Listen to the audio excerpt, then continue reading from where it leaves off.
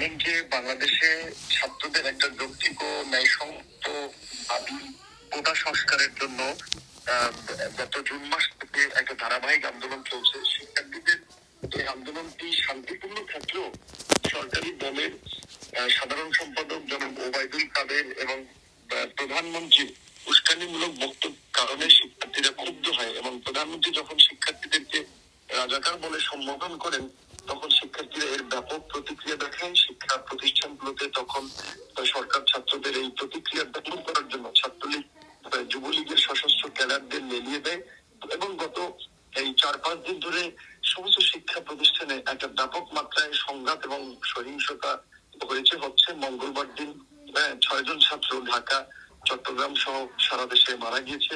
বুধবার দিনও ঢাকায় কয়েকজন মারা গিয়েছে এবং এই আজকে বৃহস্পতিবার দিন আমাদের কাছে যে তথ্য এসেছিল তাতে 12 জন। কিন্তু আমাদের ধারণা যে সারা দেশে যেভাবে নির্বিচারে জনগণের এই মিছিলের উপরে গুলি চালিয়েছে ছাত্রলীগ যুবলীগের ক্যাডাররা, অস্ত্রধারী ক্যাডাররা এবং পুলিশ বিজিবি সহ প্রশাসন, সেখানে আজকে মৃতের সংখ্যা প্রায় অর্ধশতাধিক হওয়ার কথা। এবং একই সাথে এই সরকারি দলের গুন্ডা মাস্তানদেরকেও বাংলাদেশের জনগণ, ছাত্র জনতা রাজপথ থেকে ধাওয়া দিয়ে সরিয়ে দিয়েছে। তারা লেজ গুটিয়ে পালিয়েছে জনগণের প্রতিরোধের মুখে। অনেক জায়গায় প্রশাসন ছাত্রদের কাছে, জনগণের কাছে হাত জোর করে ক্ষমা চেয়ে তাদের বন্দুক ছেড়ে তারা চলে গিয়েছে। তারা যে জল কামান নিয়ে এসেছিল তাদের বন্দুক ছেড়ে তারা চলে গিয়েছে। তারা যে জল কামান নিয়ে এসেছিল, এপিসি নিয়ে এসেছিল, সেগুলো তারা। এই পরিস্থিতিতে সরকারের মূলত একটা ব্রেকডাউন হয়েছে।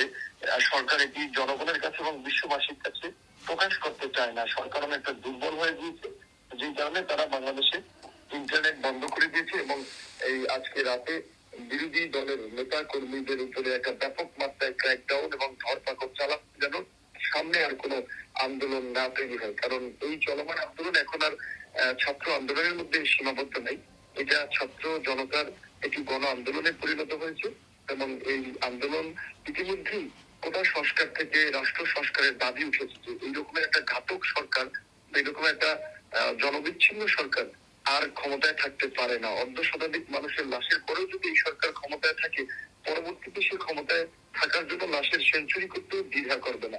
তাই আজকে বাংলাদেশের সর্বস্তরের জনগণ, নারী পুরুষ, তারা জেগে উঠেছে এবং তারা এই মাফিয়া সরকারকে প্রতিরোধ করার জন্য রাজপথ থেকে শুরু করে সর্বত্র তারা চেষ্টা চালিয়ে যাচ্ছে। তাই অংশ হিসেবে আগামী জুম্মা বাংলাদেশের সকল মসজিদে এই নিহত ছাত্রদের জন্য দোয়া এবং ঢাকা সহ সারা দেশে একটা সর্বদলীয় একটা বিক্ষোভ মিছিল অনুষ্ঠিত হবে এই ঘাতক সরকারের পদত্যাগের দাবিতে। এই পুরো পরিস্থিতিতে যেন মানুষের কাছে পরিষ্কার ভাবে না পৌঁছায়, তাই তারা ইন্টারনেট বন্ধ করেছে।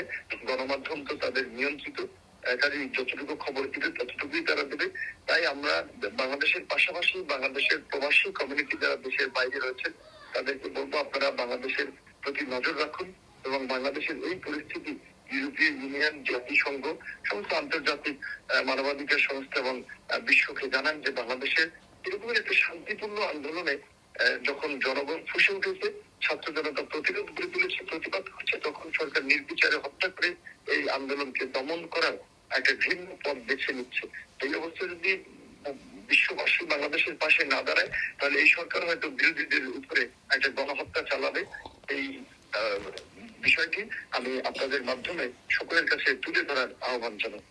ধন্যবাদ। আমি ধন্যবাদ।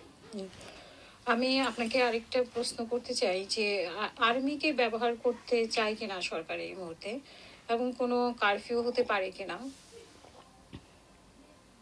এখন আজকে গত কয়েকদিন ধরে সরকার আপনার পুলিশ, বিজিবি, র্যাব এমনকি সোয়াট নামিয়েছে জনগণকে দমন করার জন্য বা জনগণকে রুখে দেওয়ার জন্য। সেখানে জনগণের কাছে তারা এক প্রকারের পরাজিত হয়েছে, অনেকে প্রাণ নিয়ে কোনোভাবে পালিয়েছে।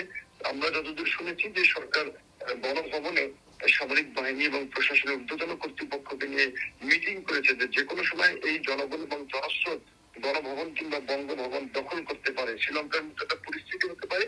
তাই তারা শুনেছি যে আগামীকালকে থেকে সামরিক বাহিনীকে নামানোর একটা চিন্তা ভাবনা করছে। কিন্তু আসলে কতটুকু সিদ্ধান্ত নিয়েছে সেই বিষয়টি আমি পুরোপুরি জানি না।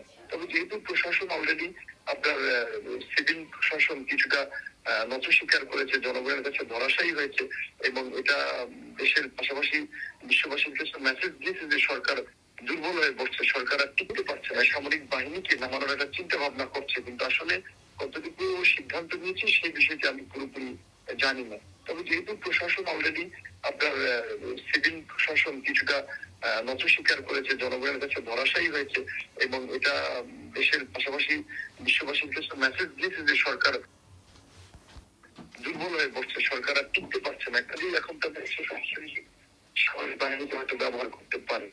জি, অসংখ্য ধন্যবাদ বিপিনুর আমাদের সাথে যুক্ত হওয়ার জন্য, এবং আমরা আপনার কাছে আবারও আপডেট জানতে চাইবো যদি সুযোগ থাকে আর কি। অসংখ্য ধন্যবাদ। জি ধন্যবাদ। আপনারা যোগাযোগ করলে আমরা ফোনে জানাতে পারবো, যেহেতু ইন্টারনেট বন্ধ এবং সে কারণে ইন্টারনেট বা অনলাইনে কোনো ভিডিও অডিও সাক্ষাৎকারের সুযোগ নেই, তাই এই রেকর্ডটি